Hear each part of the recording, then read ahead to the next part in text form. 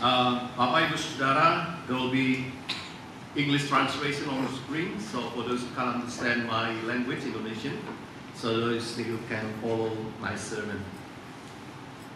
Saudara, firman Tuhan yang kita baca siang hari ini mengatakan jangan khawatir akan apa yang kita makan, apa yang kita minum, apa yang kita pakai. Karena hidup itu sendiri jauh lebih penting dari semuanya itu. Dan firman Tuhan juga mengajak kita untuk belajar dari burung-burung di langit yang tidak menabur, tidak menuai, tidak mengumpulkan bekal di lumbung. Yang artinya burung-burung tersebut tidak perlu susah payah untuk bekerja. Mereka nggak perlu kerja, tetap saja diberi makan oleh Bapa kita yang di sorga. Dan begitu juga kita disuruh memandang bunga-bunga bakung yang di padang, yang tumbuh tanpa bekerja dan juga tanpa meminta. Tetapi dikatakan pakaian Salomo pun kalah indah dibandingkan bunga-bunga bakung yang ada tersebut. Secara sepintas ketika saudara membaca firman ini, maka firman Tuhan ini seolah mengajarkan kita untuk jadi pemalas. Ya. Kita nggak usah kerja, nggak usah capek, nggak usah belajar, hidup santai aja, nggak usah banyak pusing-pusing. Toh pasti Tuhan yang akan mencukupi segala yang menjadi kebutuhan kita, baik itu makanan, baik itu minuman, pakaian, segala sesuatu yang kita butuhkan, pasti Tuhan akan cukupi, pasti Tuhan akan berikan. Nah, saya mau katakan ketika saudara memahami firman Tuhan dengan seperti ini, dan saudara berkata, nggak usah kerja, nggak usah belajar, oh nanti kasih makan, kasih minum, kasih pakaian oleh Tuhan, maka saudara salah dalam mengartikan firman Tuhan ini. Konsep pemikiran ini terus terang saja salah dan tidak tepat. Karena apa, saudara? Karena fokus pengajaran Tuhan Yesus di sini bukan mendorong kita untuk kita jadi malas. Untuk kita nggak perlu belajar, nggak perlu bekerja, itu salah konsep dalam mengerti firman Tuhan yang kita baru baca tadi, mendengar tadi. Bukan itu tujuannya. Ajaran firman Tuhan ini mengingatkan kita supaya khawatir kita itu nggak perlu berlebih-lebihan. Kekhawatiran kita tuh jangan sampai melumpuhkan iman kita, membuat kita tidak lagi percaya bahwa Tuhan itu berkuasa mencukupi segala kebutuhan kita. Bukan itu, saudara. Ya. Tujuannya adalah supaya kita diingatkan Tuhan itu berkuasa, punya kuasa untuk mencukupi apapun kebutuhan kita. Itu maksudnya. Jangan sampai kekhawatiran itu membuat kita lumpuh, membuat kita tidak berdaya, membuat kita nggak punya semangat untuk berjuang dalam kehidupan kita. Itu tujuan dari firman Tuhan ini. Bukan jadi pemalas, tapi jangan sampai kekhawatiran itu melumpuhkan kita nggak berdaya apa-apa. Ada seorang petani sukses. Suatu saat dia mendengar ada seorang temannya, sama-sama profesinya sebagai petani, dia sedang mengalami satu kesulitan keuangan yang parah.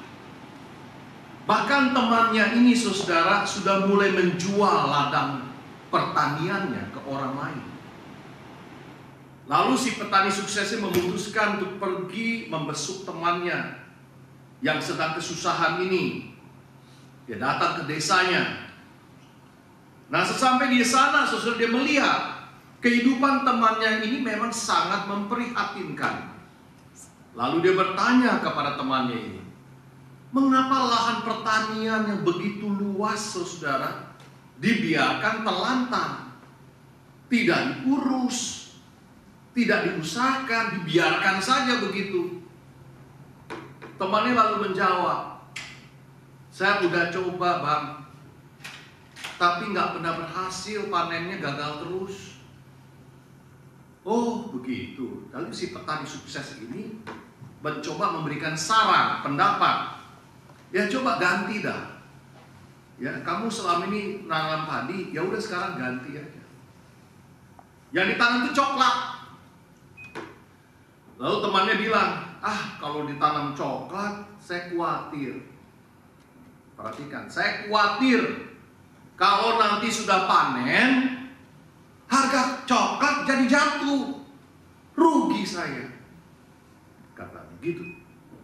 Udah kalau gitu ganti aja, jangan coklat deh. Gimana kalau gandum? Lalu temannya menjawab, wah susah kalau gandum. Daerah sini tuh jarang turun hujan.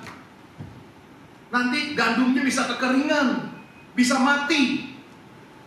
Oke kalau gitu, gimana kalau kapas?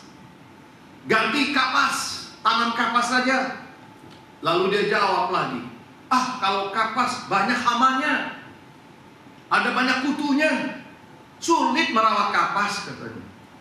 Si petani sukses ini berkali-kali kasih saran, kasih pandangan, tapi temannya ini setiap kali dikasih tahu, jawabannya khawatir, susah, sulit. Nanti kalau gagal gimana? Kalau rugi gimana?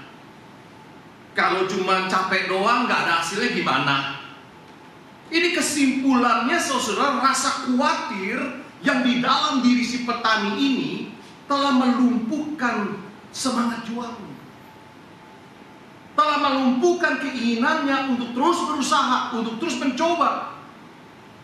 Pikirannya, hatinya lebih dikuasai rasa takut, kekhawatiran akan kegagalan. Jadi nggak ada semangat untuk berjuang, nggak ada lagi. Ketakutan, kekhawatiran lebih menguasai hati pikirannya daripada iman kepada Tuhan, daripada pengharapan kepada Tuhan. Saudara, di awal tahun ini, mungkin juga ini terjadi pada diri kita. Kegagalan di tahun lalu, kegagalan di masa lalu, membuat kita khawatir. Kita takut menghadapi hari esok, takut menghadapi masa depan. Sekarang kita flashback waktu kita masih kecil. Coba kita ingat pada waktu kita masih kecil, masih kanak-kanak. Saya yakin saudara nggak pernah rasa khawatir. Apa yang kita makan, apa yang kita minum, apa yang kita pakai, kita sangat percaya papa mama kita, orang tua kita selalu menyediakan buat kita. Kita tinggal makan, tinggal minum, tinggal pakai. Enggak ada tuh rasa khawatir, enggak ada rasa takut besok enggak ada makanan, besok enggak ada pakaian, karena kita percaya papa mama pasti akan sediakan. Tapi semakin kita bertumbuh, semakin kita bertambah dewasa, kita mulai bekerja, cari uang sendiri. Nah, disitulah kekhawatiran kita ikut bertumbuh. Semakin dewasa, semakin bertambah kekhawatiran kita. Semakin bertambah usia kita, semakin bertambah kekhawatiran kita. Apalagi kalau pernah kita mengalami kegagalan. Apalagi kita pernah mengalami kejatuhan. Kekhawatiran, ketakutan membuat kita semakin tidak berdaya. Apalagi pada waktu kita memasuki usia senja. Apakah kekhawatiran kita berkurang? Malah mungkin tidak, saudara. Kita punya segala sesuatu mungkin. Kita punya rumah, kita punya tabungan, kita punya semuanya. Harusnya kita nggak perlu khawatir. Tapi apakah benar kita tidak pernah merasa khawatir lagi? Enggak, saudara. Tetap aja khawatir. Tapi versinya beda. jenis kekhawatirannya beda. Misalnya saja, para orang tua punya kekhawatiran anak-anak sudah tidak peduli kepadanya. Anak-anak sudah punya kesibukan dengan masing-masing keluarga, tidak lagi mau perhatikan orang tua. Mereka takut kesepian. Mereka takut gak punya teman. Apalagi mereka lihat satu demi satu temannya pulang ke rumah Tuhan. Satu demi satu dipanggil ke rumah Tuhan. Makin lama makin gak punya teman. Khawatir kesepian. Oleh sebab itu saudara, kekhawatiran memang tidak pernah hilang dalam hidup kita. Kekhawatiran akan selalu ada dalam hidup kita, dalam berbagai bentuk, dalam berbagai cara. You cannot avoid or skip the worry in your life. Lalu bagaimana cara kita menghadapinya? Bagaimana cara kita mengatasinya? Karena kita nggak bisa menghilangkannya. Kita nggak bisa menghilangkannya, tapi kita bisa menghadapi, kita bisa mengatasi. Nah, bagaimana caranya? Yang pertama, harus tetap semangat.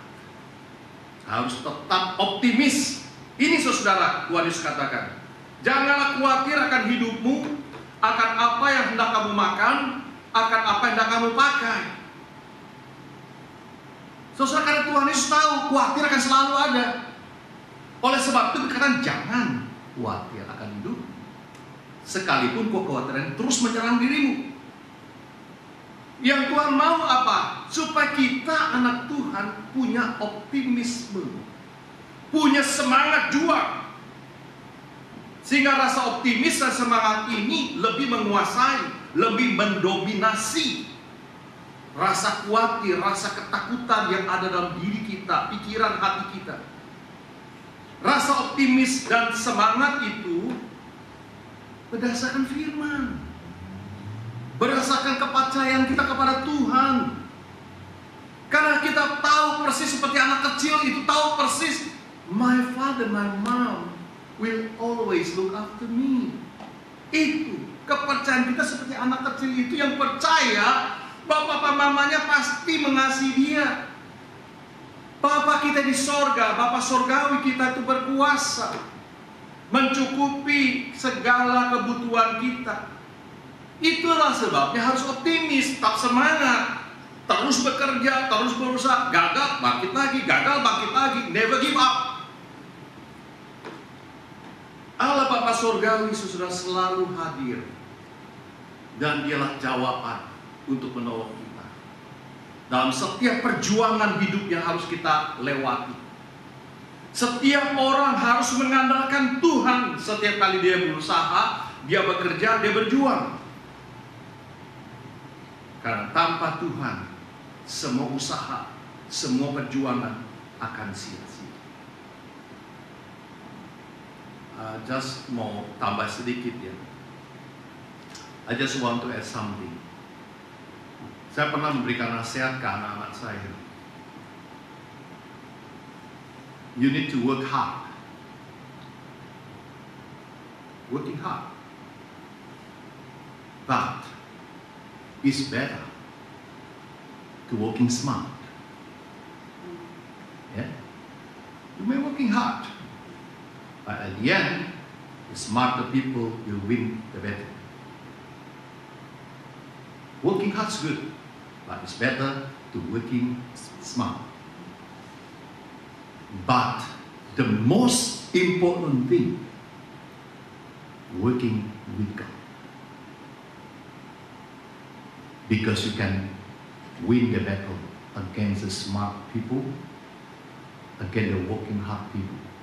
Because the power of God is in you. You may working hard, it's good. You working smart is better. But the most important thing, working with God. Dan saudara, how can you work with God if you don't have a spirit to survive? Nggak bisa saudara. Kita nggak cuma bisa berdoa, Tuhan tolong saya, habis itu kita nggak mau kerjain apa-apa. You can't do it like that. Karena working hard tetap harus dikerjakan, working smart tetap harus dikerjakan, tetapi you will depend on God in every situations. Itu working with God. Bukan berarti nggak working hard lagi, nggak working smart lagi, nggak usah perlu belajar, lalu cuma working with God. Yang kedua, saudara, yang kita mesti pelajari adalah ingat, selalu ingat, always remember, kita sangat berharga di mata Tuhan. Kita sangat berharga. Tuhan Yesus berkata di Matius 6 ayat 26 dan 30, pandanglah burung-burung di langit yang tidak menabur dan tidak menuai dan tidak mengumpulkan bekal dalam lumbung, namun diberi makan oleh Bapamu di surga. Bukankah kamu jauh melebihi burung-burung itu? Ayat 30.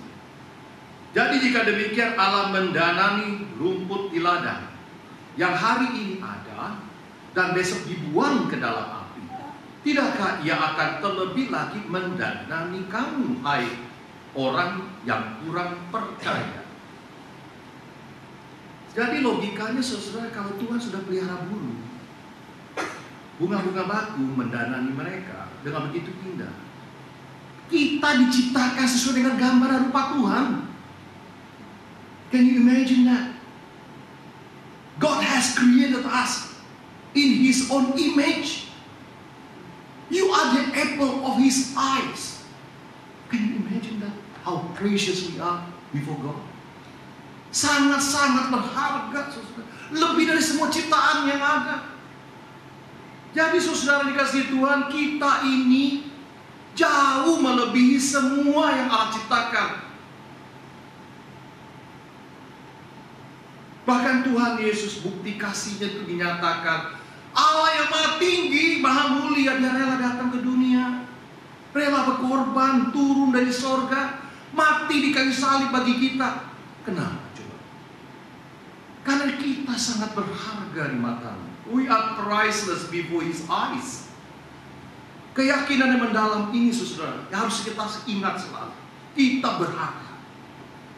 Membuat kita tidak rasa khawatir menghadapi masa depan, karena Tuhan pasti menyertai kita dan tidak pernah meninggalkan kita. How many people, even though they're very smart and very successful in this life, they commit to suicide, especially in Japan. This is a very high technology country in the world, but how many people jump from the high-rise building? The young people, suicide, die for nothing. Why? Because I think the Lord might help them when they jump. Yeah. You know that? Because of they don't know about Jesus. They don't have any hope. If they got troubles in their life, they're thinking, just finish my life, that's it. I will escape from all problems in my life. But all Christians know, they're always thinking, always hope. Selalu ada pengharapan. Ini sesuatu yang penting buat kita. Kita selalu ingat Tuhan itu mengasihi kita. We are priceless before His eyes. Kita sangat berharga di mata Tuhan. Orang-orang Jepang sudah banyak yang mati bunuh diri karena mereka nggak punya rasa dan tidak percaya bahwa Tuhan sayang kepada mereka. Itulah sebabnya banyak yang mati. Tuhan Yesus berkata di ayat 31-32, sebab itu janganlah kamu khawatir dan berkata, apakah yang akan kami makan, apakah yang akan kami minum, apakah yang kami pakai. Semua itu dicari bangsa-bangsa yang tidak mengenal Allah. Mereka mencari itu semua karena mereka nggak yakin mereka berharga di mata Tuhan. Mereka susah sendiri. Semua itu dicari bangsa-bangsa yang tidak mengenal Allah. Akan tetapi Bapamu di surga tahu kamu memerlukan semuanya itu. He knows that you need those things. apabila kita sungguh menyadari siapa Tuhan dan siapa kita di mata Tuhan, maka tidak ada keraguan, tidak ada kekhawatiran. Sekalipun sering menimpa kita, tapi tidak menguasai hidup kita. Kenapa? Karena Bapa kita di surga tahu persis apa yang menjadi kebutuhan kita, anak-anak. Dan yang ketiga, there's a secret, but most of the people never think about this. Cari dahulu kerajaan Allah. Ini firman Tuhan nih. Carilah dahulu kerajaan Allah. Tuhan itu adalah prioritas utama dalam hidup kita. Inilah cara ketiga kita dalam menghadapi kekhawatiran. Cari dulu kerajaan Allah. Cari dulu kebenaran. Cari Tuhan. Tuhan Yesus mengatakan hal ini dalam Matius 6:33-34. Tetapi carilah dahulu kerajaan Allah dan kebenarannya, maka semuanya itu akan ditambahkan kepadamu. Sebab itu janganlah kamu khawatir akan hari besok, karena hari besok mempunyai kesusahannya sendiri. Kesusahan sehari cukuplah untuk sehari. Saudara, ada banyak orang Kristen, saya nggak katakan non Kristen, orang Kristen, ketika mereka khawatir, yang pertama mereka cari bukanlah Tuhan. Mereka nggak cari Tuhan. Bukan kerajaan Tuhan yang mereka cari, tapi cari kerjaan yang lebih baik. Looking for another job, second job, third job. Enggak pernah mau cari Tuhan, tapi cari yang lain. Malah saudara, cari orang pintar. Orang pintar ini yang suka uangnya, terus nanti bakar-bakar, suruh kita minum, kayak Wicraft gitu. Itu masih banyak yang percaya, saudara. Orang Kristen masih datang cari yang kayak gitu-gituan, cari jimat-jimat, supaya hidupnya bisa lebih baik. Duit nomor satu katanya. Itu saudara. Tapi apakah mereka bisa tenang? Enggak, saudara. Mereka nggak bisa tenang hidup mereka. Bahkan saya mau katakan tambah khawatir. Karena itu ramalan bilang, nggak boleh keluar malam-malam jam segini, hari Selasa nggak boleh begini. Wah, terlalu banyak aturannya, saudara. Akhirnya malah takut. Ya, nggak boleh nih ketemu yang bintang Sagittarius, apalagi yang siok kelinci, nggak boleh. Kalau ketemu sama dia nanti bisa itu apa ciong, nggak boleh. Wah, saudara, bikin hidup kita ditambah khawatir, bukan tambah benar. Artinya apa? Mereka yang tidak mengandalkan Tuhan, mereka lebih percaya pada usaha sendiri daripada Tuhan, lebih mengandalkan pikiran sendiri daripada iman kepada Tuhan. Saya mau katakan saudara, pernah nggak kita berdoa untuk pekerjaan? Tuhan, saya mau pindah kerjaan. Kita doa. We pray if you want to change a job. If you want to move one place to the other place, you bring into your prayers. Minta Tuhan, seeking God's wisdom. Minta hikmat dari Tuhan. Pernah nggak kita seperti itu? Atau kita lebih mengandalkan diri sendiri aja semuanya? Hasilnya apa? Gagal, bisnis bangkrut, dipecat dari tempat pekerjaan. Ujung-ujungnya semakin stres, semakin depresi. Dan pada satu titik, akhirnya enough is enough, give up.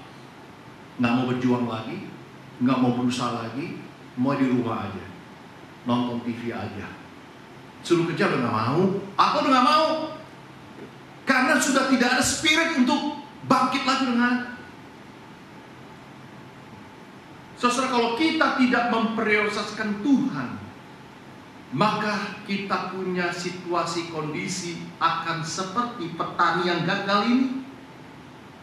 Mau didatangin siapapun juga, teman yang datang berikan saran ini itu, jawabannya pesimis. Nggak ada yang benar semua. Karena hatinya sudah dikuasai oleh ketakutan, kekhawatiran. Dikuasai kegagalan masa lalu. Nah, rasa khawatir, ketakutan itu lebih menguasai pikirannya daripada iman dan pengharapan. Oleh sebab itu, saudara, yang ketiga ini penting. Karena ini yang paling sulit untuk kita kerjakan. Pola pikiran kita yang harus dirubah. God is number one. Carilah kerajaan Allah lebih dulu dan segala kebenaran. Tuhan pelayanan itu lebih utama dari semuanya.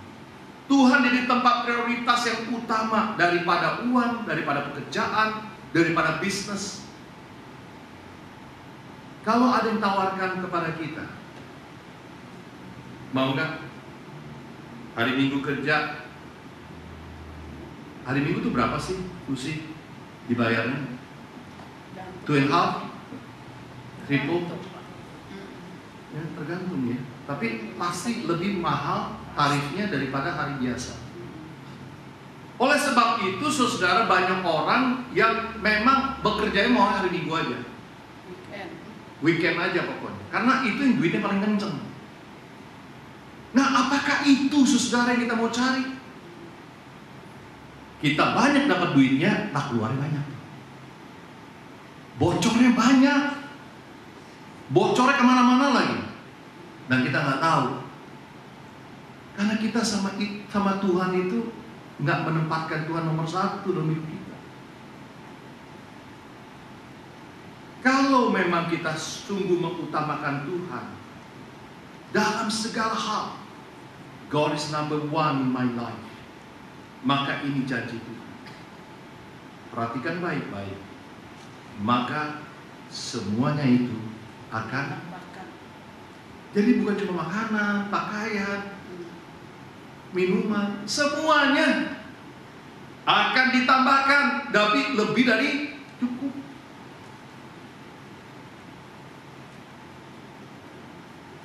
Saudara kasih Tuhan, mungkin inilah paling sulit yang ketiga. Mungkin yang pertama kita bisa lakukan, yang kedua kita bisa kerjakan, tapi yang ketiga cuma diaminkan. Betul nggak? Di sini kita aminkan, ya betul, firman Tuhan benar, Tuhan nomor satu. Tapi itu real life, enggak tuh, enggak begitu. Kenapa? Karena ada bill yang mesti dibayar, mortgage yang mesti dibayar, ada orang yang mesti dibantu dan segala macam. Akhirnya balik lagi cycle. Tuhan is number 3, number 4, number 5.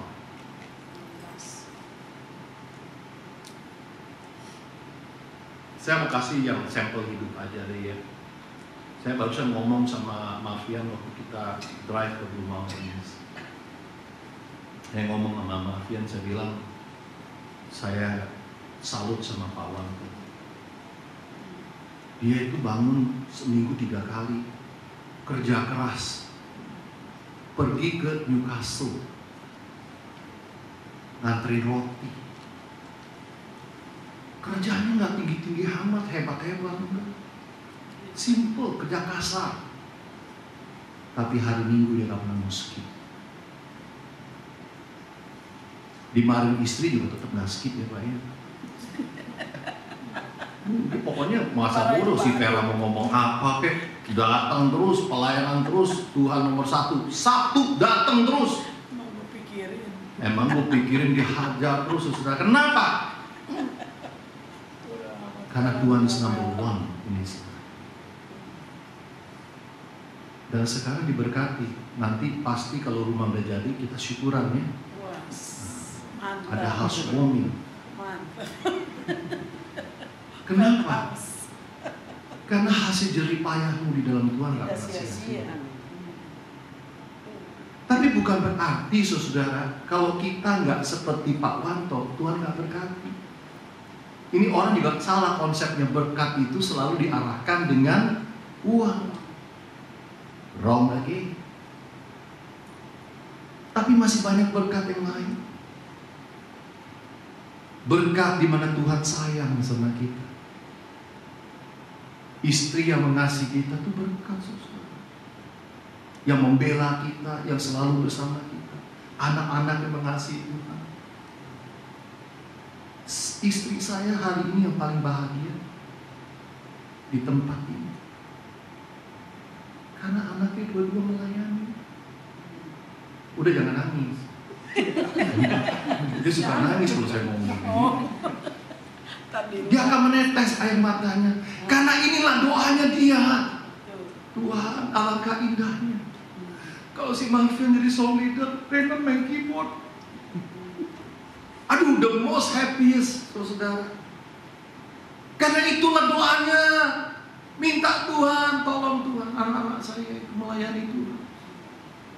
Kebahagiaan kita yang paling utama, saudara, bukanlah uang. Saudara salah kalau konsepnya berpikir kalau saudara dapat duit banyak, itu artinya kalau diberkati Tuhan. Salah konsep itu. Yang benar adalah kita melihat bagaimana cara Tuhan menolong hidup kita. Anak-anak kita itu Tuhan Yesus. Mereka semua hidup dekat dengan Tuhan, ngandalin Tuhan. Apa-apa berdoa.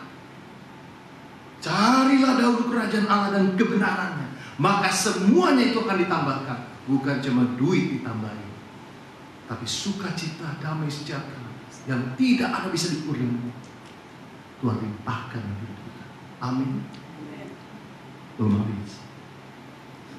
Masih 1 jam lagi. Jadi sesudah dikasih Tuhan, ada 3 hal yang kita boleh bawa pulang. Pertama, harus tetap semangat. Apapun, jangan pernah give up. Seperti Pak Robi yang saya kasih. Hari ini tetap datang. Saya tahu saya mau jemput tadi. Karena fisiknya tuh kurang bagus. Tapi dia tetap ngotot datang. Dia berjuang jalan. Saya perhatiin tuh dari luar. Pasti susah cari parkir. Betul nggak Pak? Bukan benar Pak. Tapi dia tetap hadir. Dia nggak pernah give up dengan penyakit. Ini yang saya katakan, tetap semangat, optimis, menyala-nyala, berkobar-kobar. Saya salut sama dia. Mungkin kalau saya seperti dia, saya sudah hancur, saya down. Tapi dia enggak. Makanya saya, Pak Robi, you are my inspiration to keep going for the sake of God. Gak pernah give up, terus berjuang. Yang kedua, ingat, kita sangat berharga. Sangat-sangat berharga di mata Tuhan. Dan Tuhan gak mau kehilangan saudara dan saya. Dan yang ketiga, cari dulu kerajaan Allah. Tuhan number one. Saya percaya ketika pegang firman Tuhan ini, maka hidup kita dikuasai oleh firman dan sukacita. Karena kita tahu kita disayang Tuhan. Kita nyanyi ya lagunya ya. Ada lagunya kan?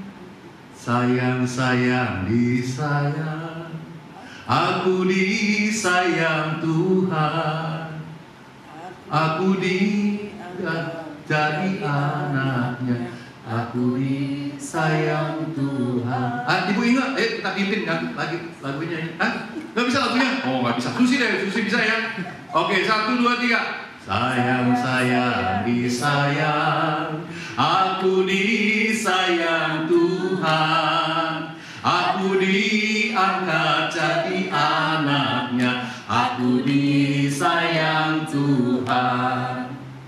Ingat itu, kita diangkat menjadi anak Tuhan. Kita disayang oleh Tuhan. Oleh karena itu tempatkan Tuhan is number one in your life. Because He love you so much. Kita berdoa.